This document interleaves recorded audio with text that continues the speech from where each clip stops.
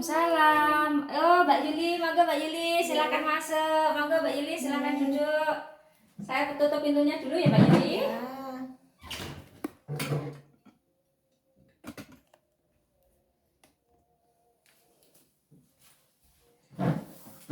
Selamat siang Mbak Yuli. Ya. Perkenalkan, nama saya Bidan Siswati. Saya bidang jaga di sini. Ya. Ada yang bisa saya bantu Mbak Yuli? Ada. Ya, ketika menyusui itu kok payudaranya itu sakit. Oh. Oke. Tapi sebelumnya ini saya mau tanya sedikit, nggih. Nama lengkap Mbak Yuli siapa? Yuli. Umur berapa Mbak Yuli? 25 tahun. 25. Ini anak keberapa nggih Mbak Yuli? Pertama. Iya.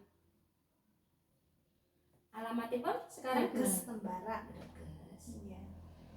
Keluhan berarti nyeri mawon. Nyeri. Ya, ketika di mimik nggih. Iya. Bengkak enggak Mbak Yul? Mboten. Mboten. Cuma nyeri saja Nyeri. nggih. Iya. Mulai kapan Mbak Yul merasakan nyeri? 2 hari yang lalu. 2 hari yang lalu. Sekarang putranya umur berapa Mbak? 5 hari. 5 hari. Nggih. Kemarin persalinannya di bidan juga nggih? Iya. Normal nggih Mbak Yul? Berarti nggih? Alhamdulillah normal. Oke. Begini ya Mbak Yul, sebelum saya nanti memberikan penyuluhan mengenai gangguan proses menyusui, terlebih dahulu saya akan menanyakan kepada Mbak Yuli tentang bagaimana selama ini guys, selama 5 hari ini Mbak Yuli bagaimana caranya menyusui bayinya. Tolong diperagakan Mbak Yuli. Ini cuma minum hanya cuma di puting. Oh, nggak mau semuanya itu. Oh, enggak sampai yang areolanya enggak ya Mbak Yuli? Cuma sampai puting tok. Oh, enggak dicet tapi? Boten. Oh, enggak. Lah Mbak Yuli biasanya mengeluarkan asinya dulu lalu dioleskan ke puting enggak? Iya. Iya, jadi enggak lecet nih Mbak Yuli Iya, nggih. Ya, terus di sini saya juga akan menanyakan kepada Mbak Yuli. Ini biasanya pada saat Mbak Yuli menyusui ini kan ada itu nggih, apa namanya? Nyeri pada payudara. Lah, terus nyeri itu jenengan rasakan 2 hari yang lalu. Itu jenengan minumkan terus atau tidak Mbak Yuli? Ya, kadang-kadang. Kadang-kadang. Kalau 1 hari itu biasanya anak itu tidur lama sampai berapa jam biasanya jenengan baru membangunkan bayinya? Ya, sampai 3 jam kok. Ya. Kalau bisa nanti 2 jam sekali nggih dibangunkan sehingga nanti bisa untuk apa namanya, anak itu kan biasanya kalau 2 jam kan sudah kosong nggih, untuk lambungnya jadi bisa diisi kembali seperti itu nggih. Terus di sini saya akan menanyakan karena ini yang pertama di sini untuk tadi kan Mbak Yuli mengatakan seperti itu. Terus Mbak Yuli kalau misalkan saja menyusui bayinya ini biasanya kendalanya apa Mbak Yuli? Itu cuma di nyeri itu jadi kan nggak lancar ya. Nggak lancar. Hasilnya kurang karena mungkin nyeri itu apa ya? Nggak bisa keluar. Nggak bisa keluar sepenuhnya ya mungkin nyeri itu. Oke. Gini ya Mbak Yuli, ini nanti saya akan menjelaskan kepada Mbak Yuli mengenai masalah pada laktasi karena pada saat ini Mbak Yuli mengalami masalah pada laktasi atau pada saat Mbak Yuli menyusui. Nah, termasuk yang Mbak Yuli alami saat ini. Tetapi sebelumnya, apakah Mbak Yuli sudah pernah mendengar, membaca ataupun mengetahui mengenai gangguan atau masalah-masalah yang dialami ibu pada saat menyusui? Belum. Belum tahu juga untuk bagaimana evidence base atau penemuan terbaru untuk mengatasi hal tersebut? Belum juga. Jadi saya jelaskan ya Bu, Mbak Yuli supaya nanti Mbak Yuli itu bisa mengantisipasi masalah ini supaya tidak tegang, tidak takut, serta dapat masalah ini biasa sebetulnya bisa teratasi asalkan kita nyaman, santai dan mengatasi masalah tersebut dengan baik. Insya Allah bisa teratasi dengan baik Mbak Yul. Nah, di sini saya akan menjelaskan beberapa gangguan proses laktasi atau pada saat menyusui. Yang pertama adalah bendungan ASI. Bendungan ASI ini merupakan bendungan yang ada di dalam ASI. Jadi ASI itu keluar tidak lancar karena apa? Yang pertama, ASI-nya itu biasanya bayi kan menyusu Mbak Yul, lah belum kosong sempurna. Lah ini jenengan sudah pindah menyusukan ke yang satunya lagi.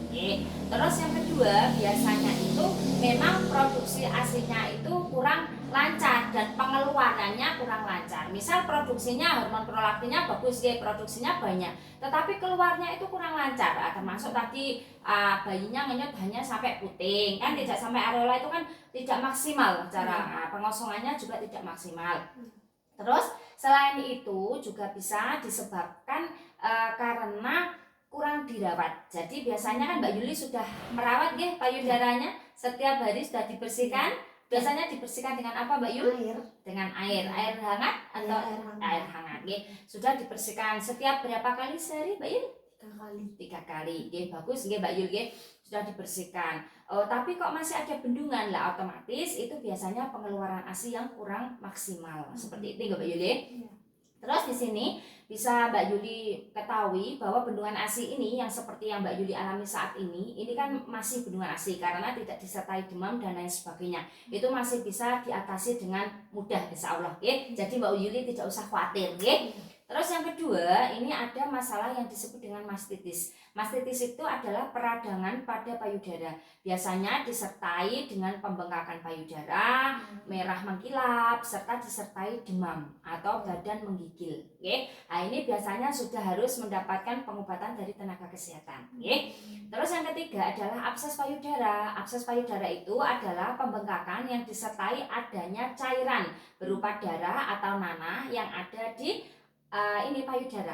Biasanya kalau sudah ada nanah itu harus dikeluarkan Mbak Yul. Keluarnya bagaimana? Dengan insisi atau di sini ada bedah kecil atau dilukai sedikit gitu biar nanti keluar nanahnya, biar tidak terjadi infeksi yang lebih dalam. Nah, infeksi yang lebih dalam apa? Karena kalau abses ini tidak tertangani dengan adekuat, tidak tertangani dengan bagus, ini biasanya bisa menyebabkan kanker payudara. Jadi harus diantisipasi atau ditangani dengan segera. Seperti itu Mbak Yuli, jelas nggih? Terus di sini saya akan menjelaskan beberapa hal yang dapat Mbak Yuli lakukan untuk mengatasi masalah yang Mbak Yuli alami saat ini. Ini berdasarkan evidence base atau penemuan atau penelitian terbaru berdasarkan temuan ini sangat bagus apabila dilaksanakan pada ibu menyusui yang mengalami masalah pada saat menyusui, baik keluarnya ASI maupun produksi ASI. Seperti itu Mbak Yuli. Yang pertama kita kenal dengan adanya breast care atau perawatan payudara. Nanti saya akan jelaskan satu persatu. Yang kedua ada namanya pijat oksitosin. Yang ketiga ada teknik relaksasi. Yang keempat di sini ada namanya massage endorphin. Ya, di sini biasanya namanya adalah massage untuk meningkatkan hormon kebahagiaan. Nah, nanti saya akan jelaskan nih Mbak Yul. Terus di sini juga ada yang namanya hypno breastfeeding atau hipnotis pada ibu-ibu yang menyusui. Yang keenam adalah cara menyusui yang baik dan benar. Nah, nanti saya akan menjelaskan kepada Mbak Yuli sehingga nanti tidak ada kesalahan, baik produksi ASINya juga bagus, pengeluarannya juga bagus. Seperti itu, nggih. Yang pertama, saya ulas satu persatu Mbak Yul. Yang pertama adalah di sini breast care. Breast care ini adalah perawatan payudara. Biasanya tadi Mbak Yuli sudah melakukan membersihkannya dengan air hangat. Nah di sini Mbak Yuli bisa kompres dulu. Kompres selama 5 menit, satu persatu boleh, bersamaan boleh dengan handuk. Di sini selama 5 menit. Setelah itu kan aliran darah lancar nih Mbak Yuli. Kita bersihkan puting sampai areolanya ini dengan menggunakan baby oil atau minyak zaitun sehingga tidak ada kotoran yang menempel di situ dan tidak menyebabkan infeksi. Seperti itu Mbak Yuli. Setelah dibersihkan, maka Mbak Yuli bisa melakukan pemijatan. Fungsinya adalah untuk melancarkan aliran darah sehingga nanti hormon-hormon yang berkaitan dengan menyusui, baik hormon prolaktin atau oksitosin itu dapat keluar sehingga produksi ASI bagus, serta di sini juga bisa untuk pengeluarannya juga lancar. Dan di sini fungsinya apa? Kalau di sini tegang, maksudnya keluarnya banyak, pengeluaran bagus, ini putingnya ini dia akan kendor ya Mbak ya, karena kan dilakukan massage atau pijatan sedikit, nanti saya jelaskan pijatannya. Terus setelah itu putingnya ini kenceng, dia bisa dikenyot dengan maksimal oleh bayinya. Cara pijatnya seperti ini Mbak Yul. Mbak Yuli tadi kan sudah ada minyak nih, berikan minyak. Nah, diberikan satu persatu saja nanti payudara, kanan dulu boleh, kiri dulu boleh, yang enak ya. Ini bisa digini, disanggah seperti ini. Nah, Mbak Yuli bisa melakukan pijatan ini Mbak Yuli ya. Bisa pakai ini, bisa pakai gini juga nih. Ini bisa pertama seperti ini. Seperti nganu nggih Mbak, spiral nggih. Nah, dari atas ke bawah mengarah ke puting nggih. Ini Ini Mbak Yuli bisa lakukan 10 kali, nggih. Itu boleh, nggih. Nomor 12, tak itu bisa digini Mbak Yuli. Nah, gini bisa sampai semuanya keluar sini ya, sini. Setelah nanti jenengan pijat seperti itu, jenengan siapkan gelas. Jenengan bisa peras. Nah, sehingga nanti bisa kosong sempurna. Ketika menyusui bayinya itu dikosongkan sempurna dulu. Bila sudah benar-benar kosong itu baru pindah. Kalau belum kosong jangan pindah. Biasanya bisa menyebabkan bendungan ASI seperti yang Mbak Yuli alami saat ini. Seperti itu, jelas nggak Mbak Yuli?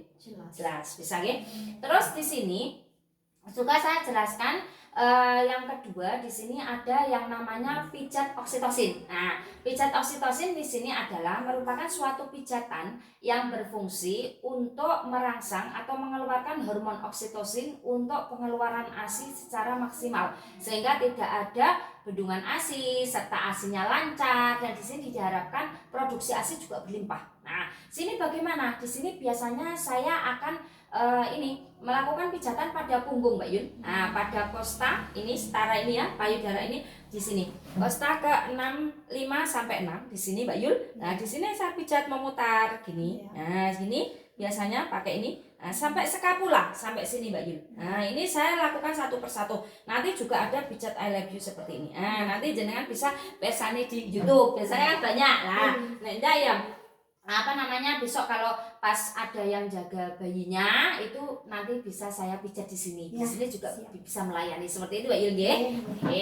Terus di sini juga Mbak Yuli perlu ketahui bahwa pijat oksitosin ini bisa tidak hanya dilakukan oleh bidan, tetapi besok ketika Mbak Yuli kesini itu ajak suami sehingga nanti bisa dilakukan suami di rumah. Lebih bagus kan dilakukan sehari 2 kali. Nah, jadi lebih maksimal untuk pengeluaran ASI serta juga untuk produksi ASI. Seperti itu nggih Mbak Yuli. Yang ketiga di sini ada yang namanya teknik relaksasi.